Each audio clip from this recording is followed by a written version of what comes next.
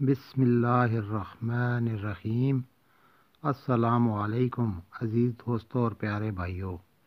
آج کل چونکہ کھانسی عام ہے اور اکثر لوگ کھانسی بلغم کی شکایت کر رہے ہیں، تو اس کے لیے ایک آسان اور آزمودہ دوا بتا رہا ہوں جو آپ لوگ گھر میں تیار کر سکتے ہیں۔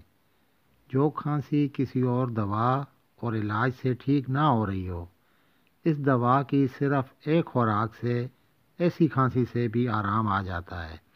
ہر قسم کی کھانسی اور نمونیا میں مفید ہے اور بہترین قاطع بلغم دوا ہے۔ دوا کی تیاری: کسی پنسار اسٹور سے 10-20 روپے کی ملٹھی خرید لائیں۔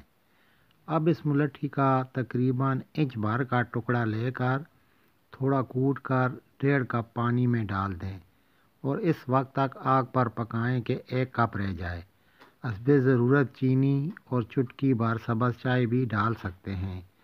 قہوہ تیار ہونے پر چھان کر کپ میں ڈال دیں اور اب اس میں کرشی کے لال شربت کے 2 چمچ ڈال کے مکس کر کے نیم گرم سا ہونے پر رات کو سوتے وقت پی لیں۔